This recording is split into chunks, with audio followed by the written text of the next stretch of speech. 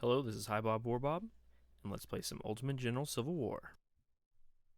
Oh yeah, I was watching the kills and thinking, because I love to grind melee experience because that just drives up efficiency and makes your unit, more than any other stat. Like stamina is easier to get, but if you can get melee, yes, you have to pay for it in casualties, but that really drives up your unit. If you're trying to create 3-star units, that is a good way to get them faster. There, I run forward to make sure that I touch Statham so that Tribute Yeah, didn't come out of there and get him back. yeah, I also cheated over to the side with those 42s to keep them from getting my supply wagon, because I didn't know that the cab was literally like right there, like just waiting for my supply wagon to walk like the 3 steps it took to get behind my infantry. I was like, yeah, that was fun.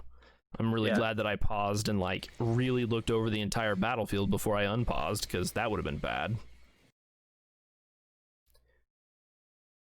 So here, I mean, we're like completely exhausted with like all of those units, which is kind of crazy. But I mean, they did take 100 or probably close to 300 losses just from that melee. Well, combined.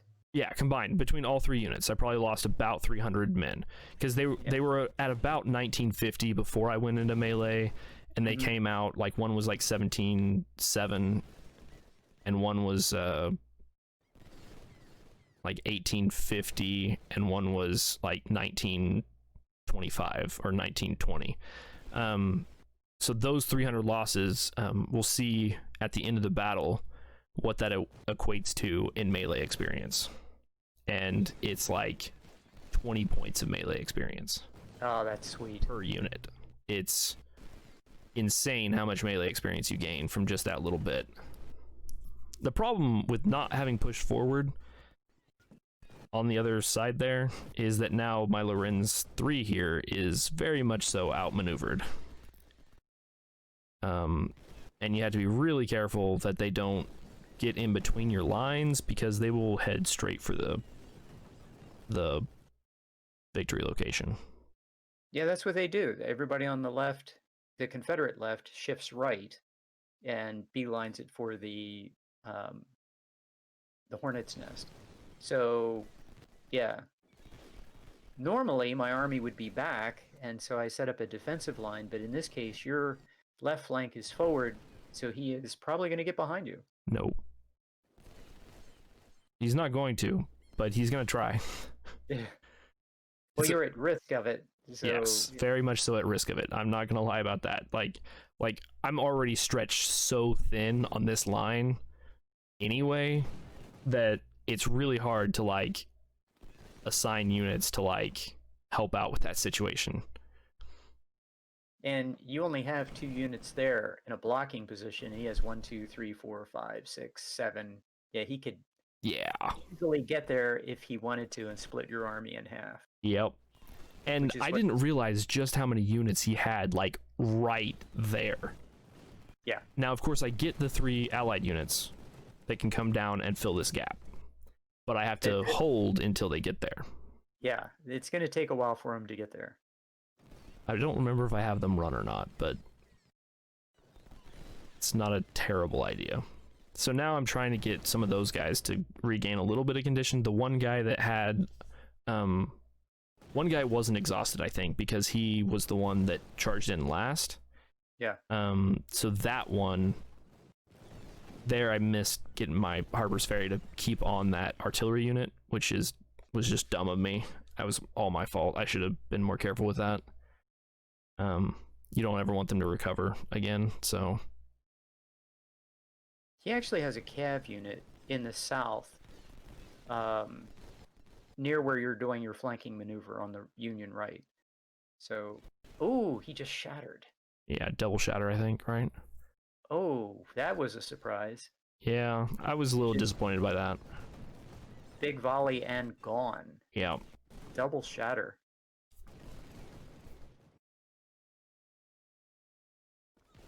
But good news is now those guys can get out of there and get into the battle. Well, the problem is that most of them are exhausted. Well, two of them can walk. But yeah, two of them that are exhausted, I would just have them sit for 20 minutes and get some condition back. Or use the high bob war bob method of just have them put them on run and get there and then rest. Yeah, I didn't do that. That's one of the problems that I am currently facing. The fact that I've played so much Rebalance lately has made it very difficult to exploit this game in certain ways that are unique to base game. Because in the for those who don't know, in the JMP rebalance, you can't do that. No. That's just and it doesn't make sense that you can do it. So is it that now when you do that, use that technique, you think that shouldn't exist? No, it's more like I forget that it does. Oh, okay. Because it's like I need to, like, the way I always go about it on the rebalance mod is I need to rest and then I can move. Whereas Because here, right, yeah. because if you don't, your units are so slow whenever they're exhausted that even if you run them, they don't move at a good speed. Whereas here, they still run almost as fast as they would normally walk. You just can't run them faster than they would normally walk. So, but they still move and you can still get them there. Right, and you can still run them in circles while they're exhausted, and it's fine. Like, they still gain experience faster while exhausted and running, or as fast while they're exhausted and running as they do whenever they're full and walking, which is not the case in the JMP rebalance mod whatsoever. Yeah, I think there was trying to think of the battle where you were in a conversation with Pandakraut and Johnny, and I think Fiasco was there maybe, and you talked about the mechanic in the JMP rebalance mod, or they talked about it because I don't think you'd played it yet, and explained how it was so drastically different. And I was listening to that and I was thinking, I want to play the JMP rebalance mod. I mean, that sounds like a good improvement to the game. And I mean, we all is. like exploiting it, but it's I don't know, it's just more realistic, and it sounded like, yeah, that's a good. I'm glad the mod did that, and I'm looking forward to seeing it. So anyway, anyone who wants more information about how the rebalance mod works, what is that battle? It was Laurel Hill. Your title was, with friends. You know, the battle. It was Laurel Hill. Laurel Hill, and yeah, it's an interesting discussion between people who really like Ultimate General. And a lot of Johnny just saying, charge them, Yes. Johnny likes charges. He does. I mean, I like melee, but man. Yeah. You should see my new rebalance stuff I'm doing. Oh man, it is insane. You have enough men in the Union Army in some of these battles. You could just give everybody farmers and make everybody 2,500 in size and just slam into the enemy army. You could do it, and you could afford the losses, but you wouldn't get 10-1 doing it. 10-1? I mean, what about... Oh, I only got 10-1 in this battle? Okay, I only got 10-1 in this battle. Sorry, I thought I got more than that. Well, wait, after medicine, you only lost 4,000. The enemy brings 52. You should have done better than 10-1 with medicine. Oh, yeah, that's what it is. So, 4K, I mean, it is better than 10-1. It's 10.75, but, I mean... Hey, as Spectrum used to call 10-1 the gold standard. If you get 10-1, you're golden. So, and really, you need 3-1 to win the campaign, easily. So 10-1 is just golden. I mean, so far I've done 17, 14, 12, 34, 21, and 10. No, you had to get better than 10 in this one. 10.75, because I only killed 42,980 with my units. Oh, you have to count captures in there. Okay, total kills was only 44,548 had some shatters. Yeah, you got better than 10 to 1 because you're not counting. I lost 4K and killed 42K. Yeah, but you got a bunch of captures that you're not counting. That is with captures. 44,548 with captures. Total killed and captured. Oh, okay. All right. A lot of shatters. So like 10K shattered. Okay. 9K shattered. Man, I'm looking at you encircling these guys this early in the battle. This is just brutal. I mean, his position right now is completely lost. He doesn't know it, but no, he's about to get encircled and surrender. And there's like this is a complete an aware AI or a human player would just escape from this. Yeah. Just let's get out of here before we get completely destroyed. Because there won't be an army. The next battle, the campaign is over. Right. For sure. And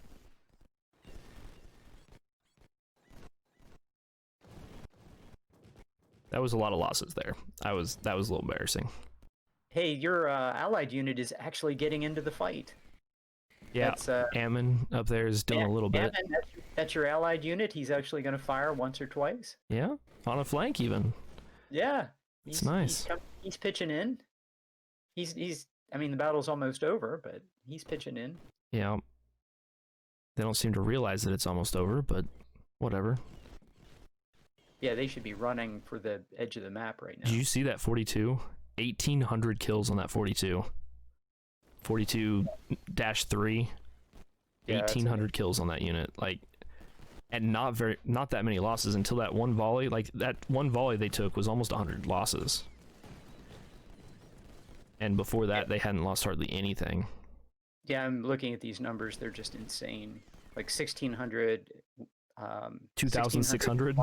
2,600 to 168, 1,700, 900, 2,700 to 200. Yeah. I mean, these numbers are just 10 to 1 on a lot of units.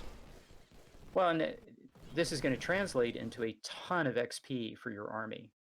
Yeah. And then you're going to pour in raw recruits and just trash the XP of these armies, and I'm going to just cringe watching it. I mean, a little. They're all going to be still 2 stars. They're just going to be barely 2 stars. You're going to have a bunch of 2 stars. I am going to have a bunch of 2 stars. And that's the benefit. It is. I mean, I don't have any 3 stars, but I want the sweet 3-star units. That was too bad that he got away there. Yeah. A lot of these units are just so worn down from all this on their side that there's just not going to be the ability to get a capture on some of them. This battle just takes too long to get to the point where you can start getting those captures. And it's just the way it is. Like, oh man, this guy, I want him to get out of here and quit taking losses, because he's done so much fighting up there, and his ammo's kind of low, and I was like, let's get him out of there, get the other Lorenz in there, started pulling him back. As soon as he starts getting out of the trees, they start firing a volley, and I'm like, man, I should have left him to take the volley while he was in the trees instead of getting him out of there and having him take damage like that. Or detach a skirmisher and have the parent unit fall back with the detached skirmisher taking the hit. That is true as well, yes. But that's so tedious. I mean, you're thinking, it's getting toward the end of the battle. I've been fighting for 3 hours. I'm kind of like, want to get done with this. That's why we don't do it. We just get tired. Well, partly that, and partly the fact that, like, I'm so used to never using my skirmishers for anything other than movement. And extra damage, and that's it. Like, I don't use my skirmishers to, like, take shots for me, because my entire unit is there and it's usually in good cover, and I don't actually want them to be taking shots unless my whole unit is there to shoot as well. Yeah, and that's one of the differences in our style of play, is that I spent 1,000 hours using detached skirmishers as infantry, right, and not using them like you use them. And I still like to use them that way, which in some ways they're less effective, but they accomplish what I want them to do, which is usually coverage of the battlefield. And I forget they But can't even be used that way. yeah, and you almost never use them that way. Never, pretty much. Like I first started using them just to convince the enemy to retreat, like back to his lines and not through mine and into my artillery, and they work great for that. They do. And then I found out I could just use them as infantry and just replenish them. And then you brought the innovation of you can have them park on top of your infantry and use them there as well, and they'll drop your losses by about 50%, if not more.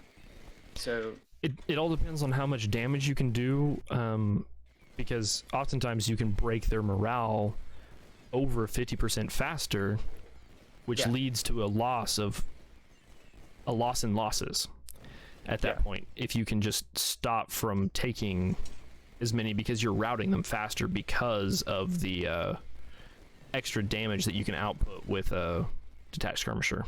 50% extra damage means that they're just that much less likely to stick around. This time we do a lot better corralling the cav. Like, that one cav that's over there will be okay, I think. Well, you need somebody to survive. Right. We're going to corral the cav, I think, over in the swamp in the end. It's a little bit of a weird spot to get him at, but... Well, someone has to live where you don't get the second day, and you need the second day. I mean, I want the second day pretty badly. I don't probably need it, but... Oh, there are 2 supply wagons. Yeah, I mean, I really, really want it. It's just not quite what I would call a need. Oh, I think you need those 2 supply wagons. They're definitely very nice. I will admit that. So I go ahead and back off that Lorenz, I think, to go hold the flag. Because, I mean, you just never know. And this is not the only battle where the AI does this. I had a battle of Antietam where an enemy artillery unit that had somehow survived, the whole rest of the Confederate army was wiped out, but a Confederate artillery unit took Dunker Church from me toward the end of the battle. Fun. And I'm thinking, what inspired that artillery battery to advance on Dunker Church behind my lines? That is one brave... There's like, 4 guns in the battery because he'd been shot up. But brave little artillery unit charged...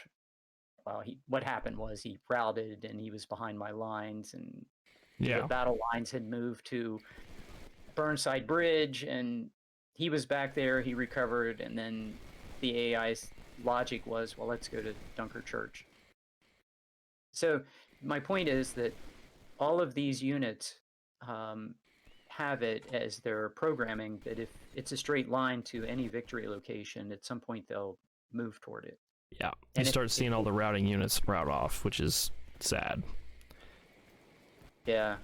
There's just nothing I can do, like, without taking more losses, because trying to actually charge in whenever there's still a lot of units in there that aren't actually flashing. Yeah, I'm really actually surprised to see that, because I did this in some battle, maybe because they're in the woods, but yeah, they're all in the woods. It's bad. I once encircled a bunch of them around the Hornet's Nest and charged, and they all surrendered. It was like a big mass surrender of everybody. And pretty sure that was on Legendary. And here they're just all shattering. They are, for sure. But I mean, a lot of them are down to like 800 men. I've put too much shots into them, basically. Well, like, this cav is not losing this game for me. Period. Teleportation magic. There he goes, right through your lines. Yeah. I'm pretty sure I keep after him with that unit and, like, cheat my way towards, like, keeping him from getting away. I'm not sure, though.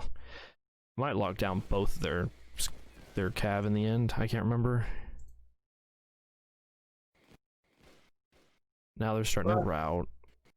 The other thing that I'm thinking here is that these units shattering is not that big a deal, because although it's going to screw up your kill to death ratio, their weapons are pretty terrible. I mean, what do they have here? Palmettos, maybe? 42s, I think so. I think it's about that. Palmettos or something like that. Those two just surrender, and we'll get these two in a second. At this point, the XP is much more valuable than the terrible weapons you would get. At some point, we're going to skip ahead a bit, I think. There's only 14 minutes left in the battle. But basically, I just locked down the cab in the south, I think, with skirmishers. Yeah, I see that. And or I saw that. Back off all my infantry to run them around. Well, you did get a couple captures there. There's 1,000. Yeah. It's not. I mean, it's not absolutely terrible. It's like 7k captures. Yeah. 7.2k captures. Now, what I'm about to say is probably wrong, but it seems like more than 10,000 captures, you start to get a diminishing return. Pandakraut's probably going to say, no, it's the exact same percentage. But I don't know. It seems like you get 20, 25,000 captures. You just don't get like the number of weapons you would think. You know, it's funny you say that, because I have felt the same way, but I think part of it is just that, like, at some point, like, the difference between, like, the surrender and the shatter stops being quite as impactful just because of how many captures you've already gotten. Yeah. So, like, you've already gotten, you know, 50% of their army captured, or 20% of their army captured, or whatever. Well, that first bit seems to be like that you gain a large percentage of guns, but then after that, then it's like, well, a lot of the guns you got were already kills. Yeah. So it's not that much different between capture and the other once you've gotten up to a large number of guns. Like, you get 1,000 captures, maybe you get an extra, I don't know, 100 guns over killing or shattering them. Yeah. So, I mean, that's not really that many. Whenever you're talking about like 20,000 captures, that's only like 2,000 guns total. That first 1,000 guns feels really big, especially in some of the smaller battles where you're like, you jump from having like 2,000 guns to having 3,000 guns, but jumping from like 3,000 to 4,000, you're no longer jumping like 50% more guns. You're only doing another 33%. Yeah, and you know, I'm thinking in terms of in battles where I get 10,000 captures versus 20,000 captures. It's like, maybe I'd have been better off getting the XP with the kills rather than the captures, because at some point you have plenty of guns and you always want more XP. I mean, This is an army building simulator. I mean, you always want more XP. Here's the next day. All right. Yes. Did you exit your second wagon off the battlefield? I did. I exited both of them off the battlefield. Man. And you can see that I've got 0 supply in both of them because of the fact that they routed off. Which is fine for day 2. Yeah, you don't need any. Your allied commander is going to come in with... oh, that's awesome. That's the way to do it. And now let the allies... all your guys who are out of ammo can... I think they even bring a supply wagon, too. Huh? I think they even bring a supply wagon, don't they? Oh, yeah. Yeah, they bring a supply wagon. Which, I mean, cannot supply my army. Like, well, you don't want it to, or it'll be gone. Like you said, like, most of my army is, like, out of ammo. And I still won, even with, like, basically no ammo. Well, he has... no army left. Well, yeah, but I just mean, like, you said, like, you'll lose if you run out of army, and I'm like, I mean, out of ammo, and I'm like, yeah, it's fine. Well, not if you annihilate the enemy army first. I know. That's an important caveat, that there are no enemy soldiers on the battlefield. Well, I mean, I was running out as I was finishing them off. Like, I was already pretty low for part of that battle. It's just that I already had enough of them killed just from the numbers that it just didn't matter as much. think I trapped this guy down in the south. No, he runs so far. He goes through my lines twice in this in this part. Only a single cav, this many infantry unit around, and he goes twice. Or maybe the other one ghosted and this one ghosted. I can't remember. Well, the other one ghosted. He ghosted right into a nice killing zone. I can't remember if this one goes once or twice again. So, like, let's see. When is he going to do it? I can't remember. Yeah, this is where detached skirmishers would be handy. There. He's going straight through my lines. You saw him fire backwards? Yep. And it's like, okay, I guess I'm not trapping him down in this corner then. So then we chase him some more. I don't even know why I left this all in. I should have probably edited it all out, but it was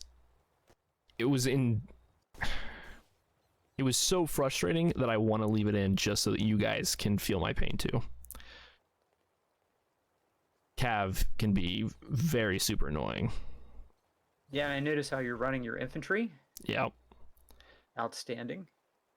Not all of my units yet, but I will after a while. I should have used more of their units to come forward, but I was worried about the landing and stuff because I don't want to leave it completely defenseless. And he just keeps like running straight into my men over and over and over. And I'm like, I'm going to kill him on accident and I'm going to cry because I want time.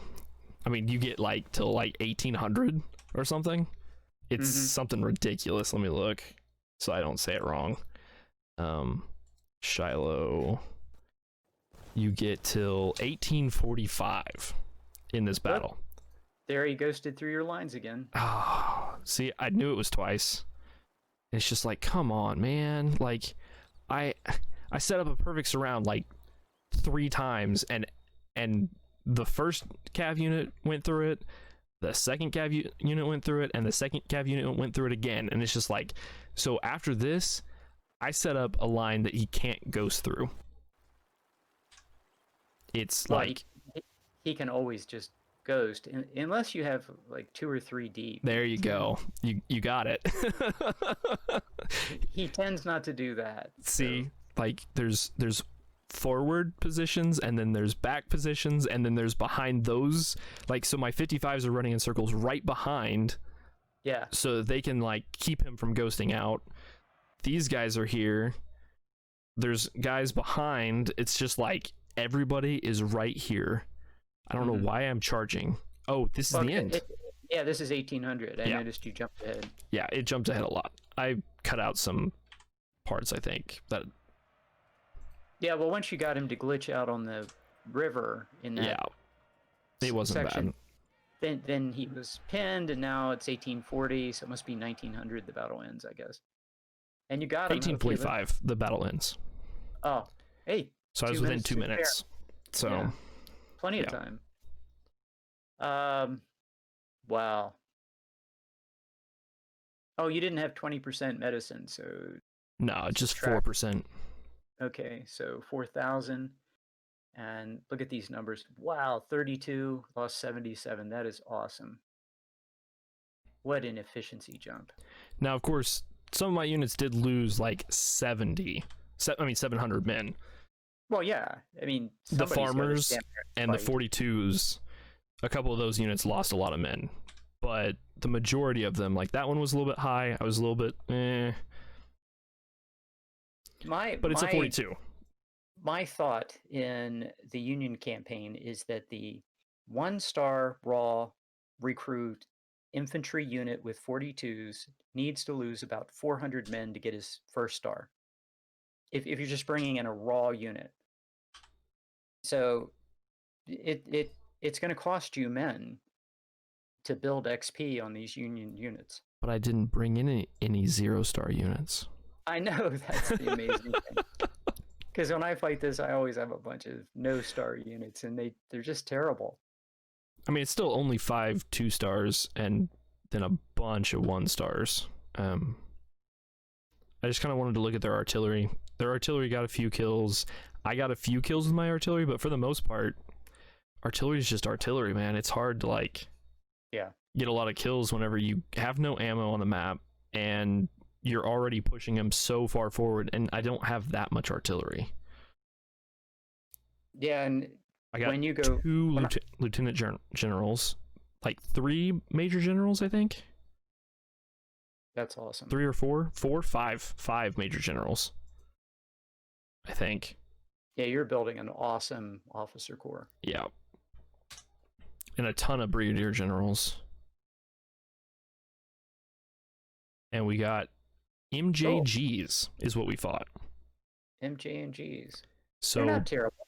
They're better rifles. than 42s. 42s.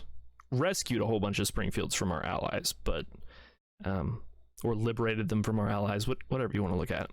Yeah. Didn't capture as much supplies as I would have liked. I didn't get around them in that first phase and like actually capture them with my my generals like I sometimes do. That can be a good thing to do. But yeah, not too bad. Okay. So now we can do Yeah. the post-battle actually hands-on, because I went ahead and loaded a save so we could look at it. At that. Look at that stamina on 20-pound parrot. Like, That's awesome. what is that, like 40 probably gained, and the 10 that he gains from this probably. That would be my guess. So, like, almost 40 gained there. All of these guys pretty much went to 100. See, you can see the melee stat. Yeah. 18, 50, For this 32, and he only lost 150 men. That's incredible. So it's not like and at least 50 of those were from fire. At least 50. So that's huge. And then we can look at, like, and you see, like, the firearms on all these guys too. Like, the firearms on these guys are huge, that they just sat there and fired for all that time, just one after another, over and over and over again. Yeah. Huge morale gains because this battle is a long battle, so that's pretty normal. Then we go look. Oh, and you can see that 2-star, 2-star, 2-star, 2-star. Mm-hmm. My cannons are 1-stars still, but they're right there, and that's with a lieutenant colonel. Yeah. And they're like right there, 96%, not 89%. This one's a little bit lower, I think, 84. All of my infantry are 2-stars. And I would actually take one of my 2-star infantry that had a higher firearms and convert them into artillery, and merge these artillery that have lower everything into infantry. I would pick ones with high melee to merge into to make cannons, because the cannons are going to gain firearms, but they'll never gain melee. Yeah, I do that too. That sets them up to get 3-stars much faster. Right, because they can gain all that firearms themselves. Like, and you can see, like, all these guys gained pretty substantial amount of firearms. Yeah.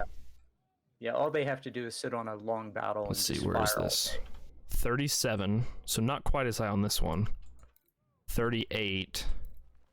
So these two didn't gain quite as much. I think the other one was like the first one that charged in and got a lot of kills right off the bat. And even this guy gained, what would their base be? Probably 18, so 20? Yeah. 20 melee probably, almost. That's huge. And only lost 150 men, or 159 men. And this guy, I think, took a few more losses. I think he took losses, but I mean, still 2k kills on a farmer's 3, on a farmer's. Yeah, and Pandakraut has pointed out that getting higher melee skill attribute does not impact melee all that much. But there's a psychological thing. If you're sitting on an army of units that have 50 melee and the enemy wants to get into melee with you, well, first of all, you're going to try to get 2-on-1 when you get into melee, but you're much more confident throwing your guys into melee if you have 50 melee rather than 0. At least I am. It's like, yeah, I have an army that can fight. You want to get into melee? Sure.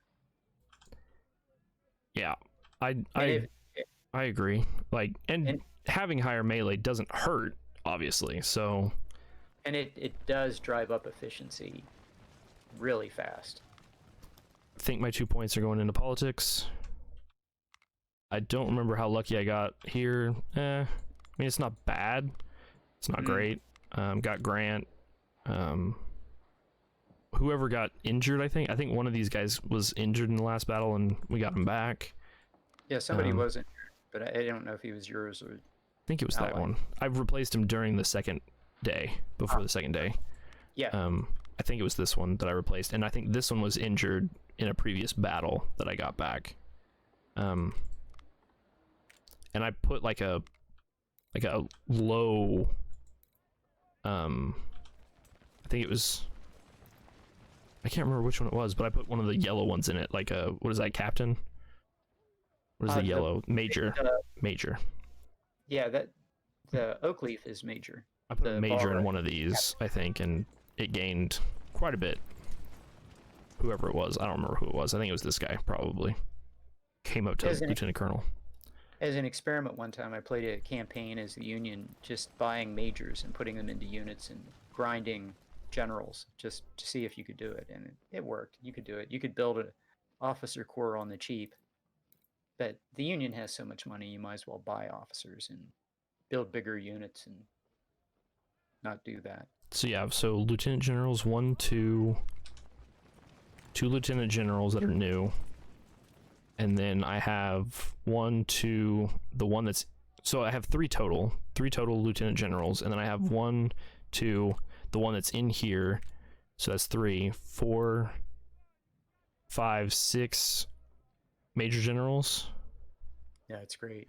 And 1, 2, 3, 4, 5, 6, 7, 8 brigadier generals, and I can buy 2 more. And I mean, just all this field of blue officers. It's kind of a lot. So obviously looking really good on these infantry, because I mean every single one of them hit 2 stars, and most of them I'll be able to keep at like 2 stars and put them at 2k. Some of the ones that lost a lot I probably won't be able to, like this one, but easily be able to like merge units together and keep 2 stars on a lot of units. Watching those raw recruits dump into that veteran unit just makes me I mean, painful. They are painful. Like 11, 9, 10, 11, 11. It's like, ugh, gross. Yeah, I mean, I did that in my legendary campaign, and the reason I did it is because I've played it both ways. With the Union campaign of preserving experience and also diluting it with raw recruits, and it's just so much faster to go through the camp phase if you just pour in raw recruits. And that's really why I did it in my legendary campaign. I mean, it takes me hours to reorganize my army and preserve the experience of my men. I mean, it takes me hours to make as many 2 stars as I can too. Yeah. I mean, both of those take a long time. A long time. But yeah, I would push a couple of units up to 3 star and then start grinding out snipers and cav, and yeah.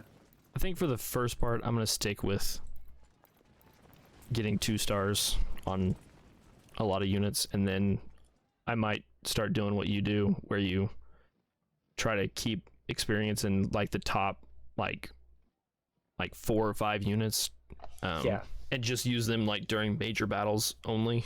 And also peel off men to create like a 3-star sniper if you want it. Yep, and it works pretty well that way. And you can see I supply over 35,000, so yeah, I got both my wagons, so that's good. Obviously, we got a ton of guns that we can buy now. 55s, and both of the 55s are going to be our focus for the most part.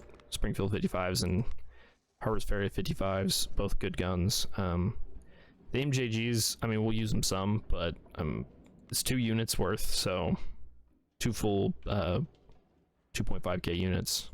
Actually, I think I'm going to put a point into army. Oh, both points in army org, so I can get the 2,500 man brigades probably. And then we'll max out politics. Yeah, it's when are you going to need that? When are you going to have enough men that you can build units of 2,500? I mean, right now. Because, I mean, right now, like a lot of these battles, what is it? 7 Pines is like tiny. Yeah. It's 6 units. So you Yeah, want to be able to bring 2,500 man units because you want to bring yeah, as many men as possible. yes. I mean, I'm pretty sure it's what I did when I did my last campaign, just to get as many men on the battlefield as possible. Okay, And yeah, I always look at the next grand battle. How many units can I bring? probably a lot. Gaines's Mill. Oh, only 30. Yeah, that's right. It's 30 and 30. It's 30 for Gaines's Mill and Malvern Hill. So not So very many, really. Like, definitely worth getting those bigger units so that you can actually yeah, field all the men. and you have 44,000 because you have 14,000, I think, in raw Yep. recruit. 14,000. So yeah, that's the basic math. 30 units, 44,000, and then you're going to get large manpower dumps, and then you have the option of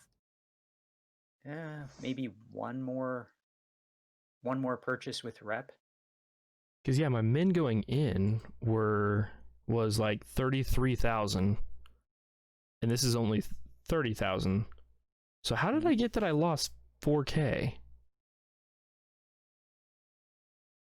Maybe your allies took more losses than you thought. It certainly looks that way because I have down that I lost 33, that I brought 33,100 men, and I still have. Maybe I'm off by like instead of it being 399.8, it was supposed to be 299.8. Yeah, you might want to sharpen a pencil and go back and look at that. Yeah, let's pause it real quick and we can look at the spreadsheet too. So now we're back with the spreadsheet thingy. I redid the numbers and they're pretty much right. It's pretty close. I might have lost a few more men. I might have brought a few more men, but it was within the realm of like within 50 men. So far in the campaign, I've gotten a 14.64 to 1 kill to death ratio based on my kills, because my kills are different than the number of kills that my whole army got. So I went ahead and did this number divided by my losses after medicine and my percent loss. This is where big units really make that huge amount of difference. 7.88% losses is really good. Bringing up, I have a little bit more of yours filled out now through Shiloh. So like you lost like 24% in that battle, which is painful on experienced units. Yeah. And that's where, even if you got the same kill to death ratio, which I mean, you still got almost an 8, which is really high. That loss percentage is just so painful to have to replace all those units with either veterans or raw recruits. You just lose so much, like, bulk of your army.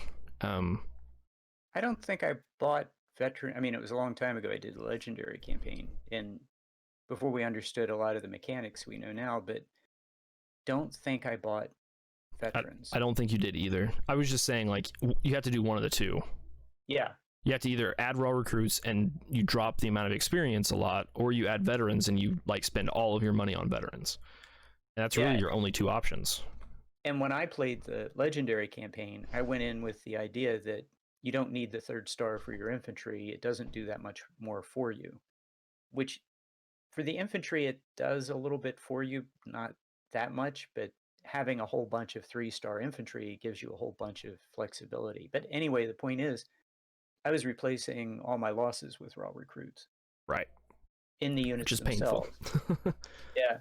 And my thought was, okay, if you gain 8 XP in the battle and then you lose 4 when you pour in raw recruits, you still go up 4.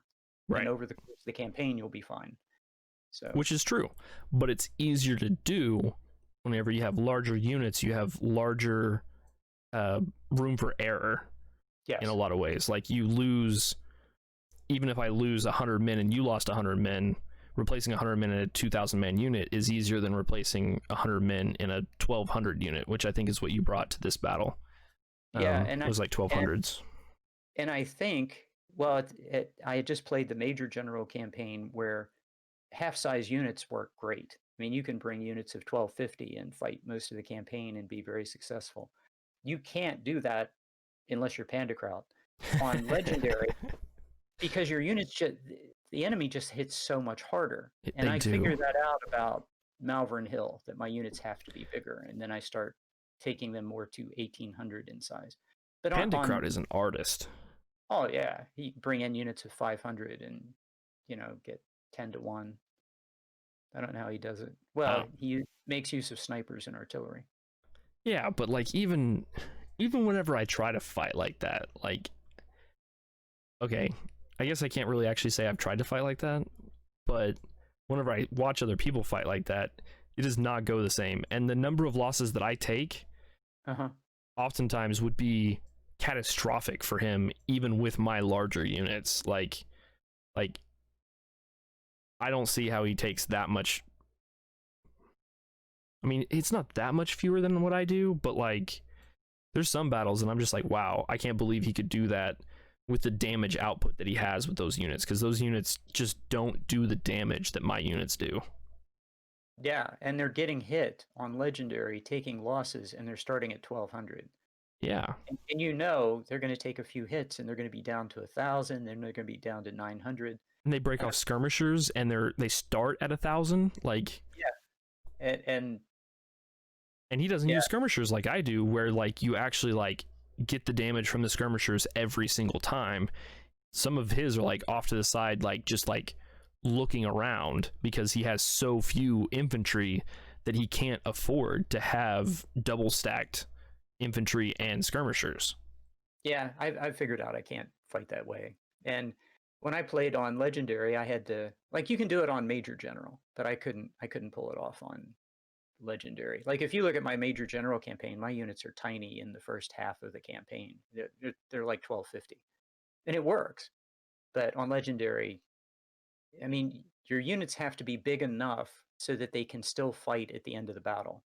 And if they start out too small, they're going to be just ineffective. Like at a certain point, it's not doing anything. Well, you start off at 2500. Well, and the other thing is that we've learned is you want to get as many men onto the field as possible to grind XP for as many men as possible. That's how you build the strongest possible army by the end of the campaign. So there's that too. So all of these are perfectly viable strategies, though. I mean, giving a lot of options for anyone who wants to play any campaign. Right, but only if like scaling is a thing. A lot of people ask like, why does scaling exist and everything?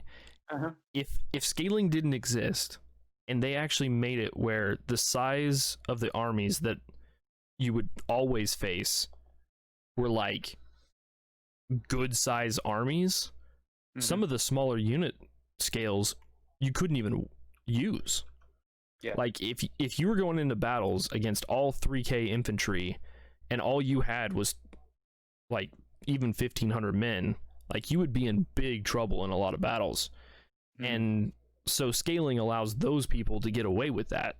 And I find it funny that people are always like, well, I'm building a bigger army, so then I have to face more men, and it's not fair that I have to face more men. And it's like, what wouldn't be fair is the other way around. If the army was always this big, those small unit people wouldn't even be able to fight it.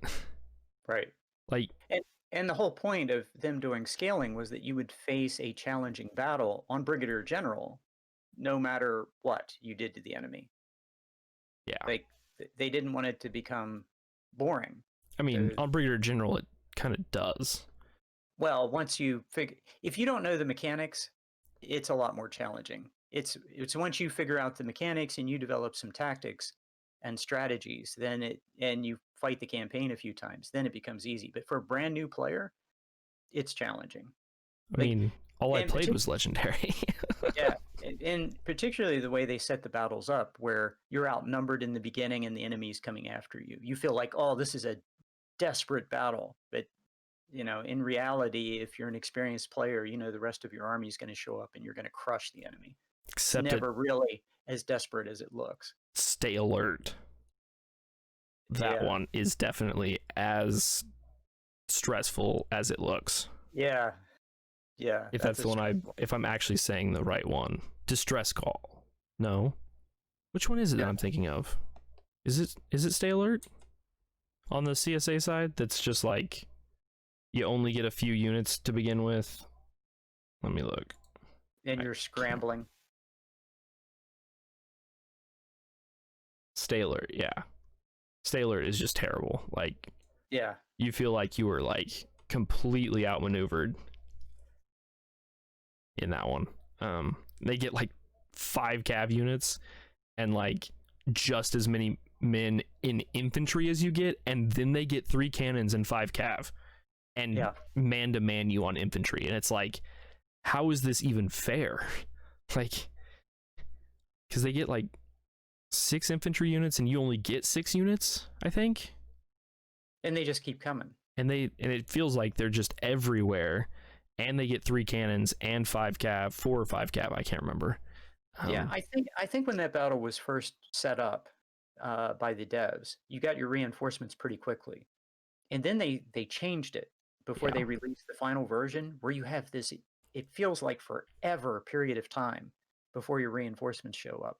So it used to be a much easier battle, I think, at one point, because your reinforcements came in pretty much right away. So imagine how much easier that'd be if the rest of your army showed up pretty quickly. Yeah, it would be. What makes it horrible is they just keep coming after you, and you don't have enough infantry to cover everywhere. No, not even close.